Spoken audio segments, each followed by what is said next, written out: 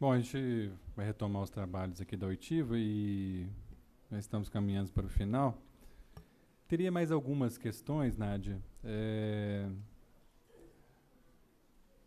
mas que eu acho que valeriam a pena até ser encaminhadas por ofício. Algumas são alguns detalhes, algumas são discrepâncias entre os dados apresentados na audiência pública de saúde e dados enviados para a CPI. Vou dar um exemplo, os dados de óbitos, eles estão diferentes.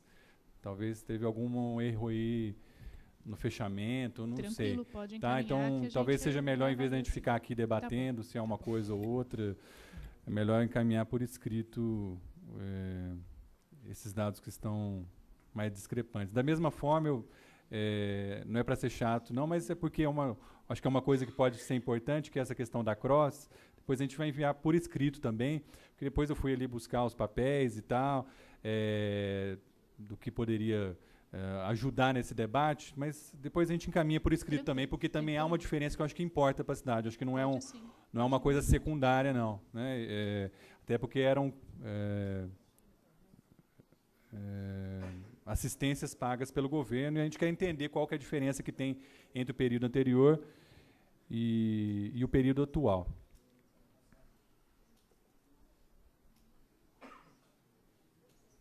Queria, assim, que brevemente a senhora resumisse a questão do resgate municipal, dos problemas que a CPI encontrou, e que, enfim, que também dizem respeito a esse complexo de urgência e emergência, né? Alguns problemas que, inclusive, alguns documentos que nós tivemos acesso demonstram que desde 2011 tem alertas de que é necessário que tenha um médico regulador, as portarias que regulamentam o resgate municipal indicam a necessidade de ter 2 ambulâncias pelo tamanho da nossa cidade, portaria estadual, a necessidade de ter o time, né, que é o técnico que deveria ficar fazendo os atendimentos, e não existe essa figura lá hoje, a necessidade de ter um médico regulador, e hoje essa regulação tem sido feita pelo resgatista ou pela enfermeira. Então, assim, breve resumo também para que a gente não fique aqui se cansando, o que a senhora tem a dizer sobre essa questão do resgate, que eu entendo que faz parte, sim, do objeto da CPI, já que faz parte do sistema, do complexo de assistência. Na verdade, vereador, o resgate, a grande confusão que acontece em torno do resgate é exatamente pela palavra resgate, né? Nós tivemos, inclusive, nós sentamos com a nossa equipe de vigilância sanitária para definir isso, né? O resgate, na verdade, ele não é resgate. Ele é um serviço de suporte básico de vida, tá? O termo resgate, ele está incorporado a uma série de ações que não é função da nossa equipe atuar. Então, por exemplo, retirar a vítima de carros, né, que está lá nas ferragens. Isso não é competência da nossa equipe, isso é competência do Corpo de Bombeiros, tá? Então, nós fizemos uma reavaliação com toda a equipe de vigilância sanitária, né? E, na verdade, o que nós temos é o serviço de suporte básico de vida, tá? A questão do regulador ou do não regulador, a lei que orienta isso é de agosto de 2011, ela fala sobre toda a parte da regulação, é a portaria 1559, né? E o médico regulador, na verdade, ele existe nos municípios onde eu tenho várias referências para ser encaminhada, né?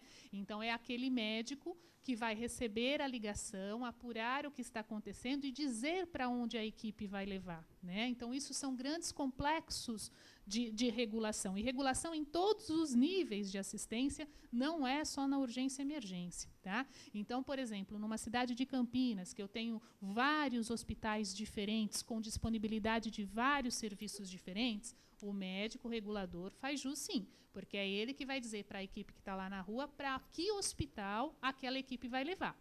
E aí realmente é um contato de médico para médico, né? O médico que está pegando o caso pelo telefone e o médico do hospital para passar o caso e para levar. E qual é o hospital que vai ser levado, tá? No nosso caso, nós não temos várias referências diferentes, nós temos uma única referência. Então, a nossa equipe de suporte básico de vida, tá? A nossa ambulância não é a tipo C, a nossa ambulância é a tipo B, tá? E eles conduzem todos os casos para a UPA. Então, não há por que se ter um médico regulador para dizer, ó, vai para a UPA. Tá? Então, assim, a fala dele seria, vai para a UPA, vai para a UPA, vai para a UPA, porque é o nosso complexo regulador. Tá? Então, assim, só explicando isso, tá? Que a grande confusão de tudo isso é o termo resgate. Na verdade, não é resgate, é suporte básico de vida. Tá? Então, nós atendemos a todos os chamados e conduzimos todos eles para a UPA. Eu vou ousar discordar mais uma vez, ainda que eu possa estar em condições desfavoráveis, mas eu também, ainda que não seja especialista, a gente consultou algumas coisas que são importantes, recebeu informações importantes e tem documentos importantes que estão com a CPI, né? Por exemplo, o memorando 697/2011, que a senhora emitiu. Fala o seguinte: a Secretaria de Saúde vem, por meio deste, informar que a coordenação do serviço de resgate municipal está delegada a partir de 12 de julho do presente ano à enfermeira Vilma Regina Soares Orlando e a função de médico regulador e coordenador geral de urgências e emergências ao médico Carlos Henrique de Miranda Martins. Então, a senhora denomina de serviço de 2011, né? Por isso que eu falei, a reunião aconteceu no começo deste ano com a equipe de vigilância sanitária, porque nós mesmos pedimos à equipe que avaliasse todas as nossas ambulâncias, emitisse a certificação das nossas ambulâncias, e aí surgiu essa questão do resgate. O resgate implica numa série de coisas que, na verdade, não é competência, né, do nosso serviço fazer. E, por isso, a mudança, então. Então, a nossa adequação, nós não somos resgate municipal, nós somos suporte básico de vida. Qual que é a data dessa mudança? Agora, no primeiro semestre, agora nos primeiros meses. Quando aconteceu a reunião? Eu não me recordo. Fevereiro, né? Foi em fevereiro desse ano. Tá? E isso foi encaminhado a algum documento interno? Não, é uma atribuição. Teve uma reorganização estrutural? Não. O que aconteceu? A portaria, na verdade, ela orienta que é o gestor que define essas competências. Então, essa definição foi refeita em cima da gestão da Secretaria de Saúde mesmo. Somos nós que atribuímos quais são essas competências. Na verdade, o papel do resgate ele não mudou. Tá? Ele continua, só o termo resgate que não era adequado. Inclusive, se eu não me engano, a definição aconteceu de todas as especificações, se eu não me engano, foi em novembro de 2002 e o nosso resgate foi criado em janeiro de 2002. Por isso que ele acabou tendo essa confusão de termos, porque a lei vem posterior à criação do resgate, né? E aí já tinha intitulado como resgate municipal. Então, nós abrimos essa discussão. E aí, realmente, assim, não muda a função do serviço. Nós atendemos a todos os chamados, mas nós definimos mais claramente qual é o nosso papel dentro da regulamentação. Tá? Essa foi feita através de uma portaria, isso? Essa mudança de divisão? Não é cabível portaria. Tá. Ela está determinada foi comunicado na portaria. aos funcionários dos resgates, Sim, eles têm sim, plena consciência disso. Tanto é que até a ambulância, se eu não me engano, já foi descaracterizada de resgate. Tá? Porque todas as licitações que foram feitas, o uniforme, está escrito resgate, por isso, todos os memorandos existentes são resgate. Exatamente.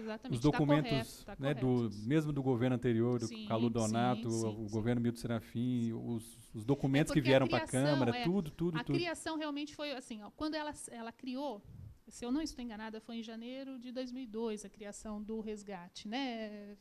Foi em janeiro de 2002. E a regulamentação vem em novembro de 2002. Então, ela foi criada com o nome de resgate municipal, mas, na verdade, não cabia as atribuições da equipe naquele momento. Tá? Então, por isso que, realmente, assim, a gente sentou com a equipe de vigilância. Esse problema aflorou, realmente, quando a gente foi fazer a classificação das ambulâncias e a certificação das ambulâncias, né? E aí a própria vigilância, então, nos orientou que o termo resgate não estava adequado. Só insistindo para entender essa... Isso foi informado para o pessoal do resgate através de reunião também, né? A coordenação do resgate e a coordenação repassa aos funcionários. A senhora não considera que, independente do termo, da denominação, da caracterização, existem limitações e deficiências no resgate municipal que deveriam já ter sido solucionados, por exemplo, a questão da necessidade de ter um sistema de gravação, de ter um sistema de GPS, de ter um time, de ter o BINA para identificar se alguém está passando um trote. Nós temos um 192, nós temos lá a central de comunicação, seja lá qual for o nome, que a população acessa e precisa do retorno do serviço, seja lá qual for o nome, que até hoje toda cidade conhece como resgate municipal. Então, a senhora há de convir que essa notícia está sendo dada para a cidade hoje. Da nomenclatura. Ela não é pública. Na verdade, assim, é uma mudança de nomenclatura, não é uma mudança do serviço, tá? Que isso fique bem claro. Não está mudando nada do serviço, tá?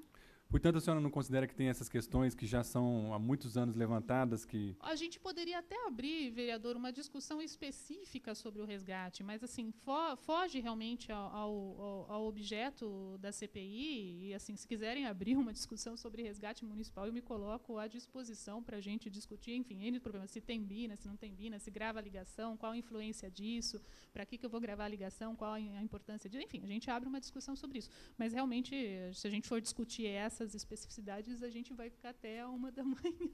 Não é muito rápido. Se a senhora se acha normal não ter o BINA, o sistema de gravação, o time e um médico regulador, você acha normal isso ou não? Não é eu não considero isso fora do eixo da CPI. Não é achar normal ou não achar normal. Isso é passível de uma discussão. Qual é o impacto, para quê, por quê, quando, qual o objetivo, para que fazer esse investimento, enfim.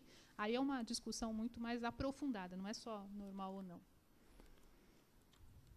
É que o resgate, antes ele tinha 2 ambulâncias, ele tinha uma equipe maior, né, em anos anteriores. Aí Nunca são os registros. teve 2 ambulâncias. Então os registros históricos estão totalmente mentirosos. 2 ambulâncias. Eu sou enfermeira deste município desde o resgate municipal 2002. já teve 2 ambulâncias, secretário. Então os documentos que estão aqui na Câmara, desde alguém 2002, mentiu. Desde 2002 nunca teve 2 ambulâncias. Do meu conhecimento, e aí tem funcionários mais antigos que eu, inclusive. Que foi inclusive confirmado aí pelo coordenador. Né? Na nossa gestão, com toda certeza, não, e desde 2002 também não.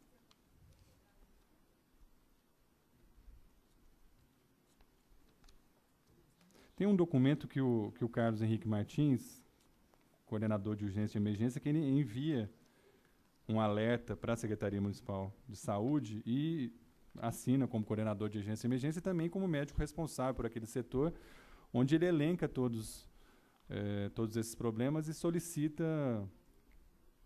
portanto, a correção. Né?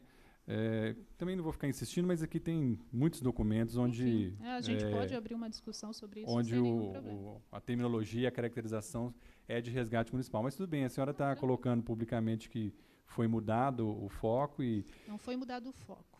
O foco é o a mesmo, caracterização, o serviço é o mesmo, as obrigações. só houve uma mudança de nomenclatura.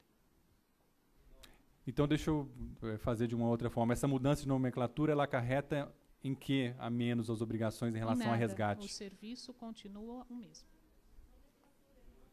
Só muda em relação às obrigações legais, é isso? Vamos abrir uma discussão sobre resgate à parte e a gente descreve isso com toda a tranquilidade, com todos os recursos. Bom, só deixar registrado que esse foi o meu entendimento. Só muda em relação às obrigações legais. Por isso que foi mudada aí a terminologia.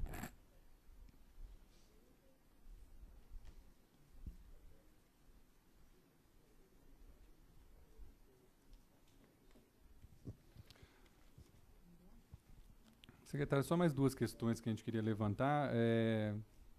Ainda um pouco sobre a ruptura, mas agora principalmente sobre a perspectiva que tem a cidade. Acho que é importante colocar nesse momento. A senhora considera que existe alguma possibilidade de mudança desse novo complexo de urgência, emergência e atendimento hospitalar que foi instalado no último ano? Existe alguma possibilidade de retorno de negociações com a Santa Casa? Qual que é a perspectiva real hoje disso acontecer? Eu, na verdade, não vou entrar nesse mérito de possibilidades e hipóteses, né? Na verdade, assim, nós viemos para discutir essa questão do rompimento, da desassistência, enfim, né? Agora, tudo que eu falar daqui para frente é achismo, né? Então, aí eu realmente não gostaria de entrar nesse mérito para não... vai ser hipótese, né? Nós vamos estar trabalhando com hipóteses, isso cria uma expectativa que não é adequada. Não diria hipótese, porque essa é uma questão que tem sido debatida o tempo todo aqui na Câmara e a população nos questiona. Então, acho que é legítimo que a CPI trate disso também. Já que nesse um ano muitas coisas aconteceram, a Santa Casa foi questionada, o Ministério Público entrou nos debates. Então, a pergunta objetivamente, estão abertas ou encerradas as negociações com a Santa Casa do ponto de vista da Secretaria Municipal de Saúde? Na verdade, eu realmente acho assim, não cabe a mim dizer se elas estão abertas ou fechadas. Nós nunca estivemos fechados para a Santa Casa, tá? Então, isso eu queria deixar registrado. Eu coloquei isso muito claramente para os provedores da Santa Casa. Nós não continuamos um convênio, mas nós nunca estivemos fechados para a Santa Casa. Então, dizer que eu estou fechada ou que eu estou aberta seria leviano da minha parte, até porque não sou eu, secretária, é uma necessidade de assistência. Se a Santa Casa contemplar a nossa necessidade de assistência, ela pode se credenciar a qualquer momento, porque a habilitação está aberta, né? Ela pode participar do processo a qualquer momento. É uma questão apenas de ter serviço para oferecer e ter condições de participar e oferecer assistência que se faz necessário. Tá bem, da minha parte eu vou encerrar, vou passar para os outros vereadores se eles quiserem fazer algum questionamento, mas acho que do ponto de vista do objetivo, da conversa que a gente fez aqui hoje, teve algumas passagens importantes, informações novas, que é importante que se registre, por exemplo, essa questão das eventuais emergências que não foram atendidas, elas nunca chegaram ao nosso conhecimento, elas não vieram a público, né? Então elas vêm a público agora com a CPI, lógico que nós vamos considerar, devemos considerá-las, mas é importante registrar que elas são novas, né? Elas não apareceram no momento da ruptura. Da mesma forma, secretária, que nós não tivemos nenhum espaço, até quero reivindicar o início das nossas falas aqui de todos os vereadores, nós não tivemos condições de ter um espaço público de debate, né, de poder intervir, de poder considerar, concordar ou não concordar. Nós havíamos concordado, até aqui nos parece que não teve nenhuma consulta a nenhum órgão que não seja a Secretaria Municipal de Saúde. Então, a Secretaria Municipal de Saúde, para o bem e para o mal, resolveu tomar essa decisão, baseado nas suas fundamentações, nos documentos que existiam. Não ocorreu consulta, do ponto de vista formal e necessário, segundo o nosso entendimento, ao Conselho Municipal de Saúde. A Câmara Municipal de Vinhedo também não foi consultada, não ocorreu uma audiência pública. Então, assim, é importante fazer esse registro, porque nós também somos cobrados, foi uma crise muito grande que afeta não só o governo municipal, mas afeta os vereadores. Então, e hoje acho que foi importante até a senhora colocou muito claramente, olha, a decisão foi nossa, né? Respeitamos, mas que fique claro que foi unilateral, né? E que teve argumentos técnicos, mas também, obviamente, foi uma decisão política, né? Queria passar para o vereador Edugelme e os demais que quiserem falar. Na verdade, assim, só para todas as colocações, eu acho que você fez um resumo, para todas elas a gente já se manifestou em cada uma dessas situações, registrando que a decisão da Secretaria de Saúde foi uma decisão de ordem técnica, mediante a uma desassistência que estava dada e estava caracterizada. Então, eu não podia manter ou estabelecer um convênio com uma instituição que estava claramente me dizendo que ela não tinha condições para atender isso. E, da mesma forma, eu só ressalto assim, não é novidade nenhuma das informações que eu trago aqui. Todos esses documentos estão anexados junto com o ofício que nós fizemos. Os documentos foram trazidos. Tudo isso que eu trouxe aqui está dentro dos documentos, vereador. Não, eu falei que ele é novo do ponto de vista público, do ponto de vista do rompimento do contrato. Quando se rompe o contrato e a cidade fica escandalizada, esses documentos eles não eram públicos, secretário. Eles chegam depois que a gente pede. Sim, isso tem que mas ficar chegou. Muito claro. Então, não é novo para esta casa, porque já chegou a esses membros da CPI, já foi encaminhado e os senhores já tiveram acesso. Então, não é novo no sentido de que eu trago hoje essa informação nova de desassistência, porque já faz parte dos documentos. É que a gente ficou muito tempo nessa coisa de palavras aqui, nessa oitiva de hoje, mas ela é nova no sentido que ela foi apresentada para a CPI, né? Ela não foi apresentada durante o rompimento. Mais algum vereador gostaria de colocar alguma questão?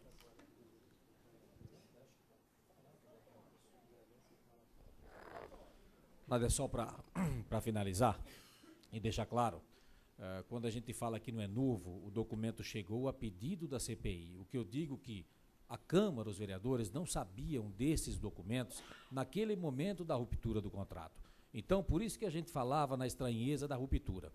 Tecnicamente, como secretária, você tomou a decisão de romper, nós temos que respeitar, podemos não concordar, porque várias vezes subimos aqui à tribuna para falar nesse momento, por uma questão de ter um hospital no município, mas um hospital que tenha eficiência e com custos justos.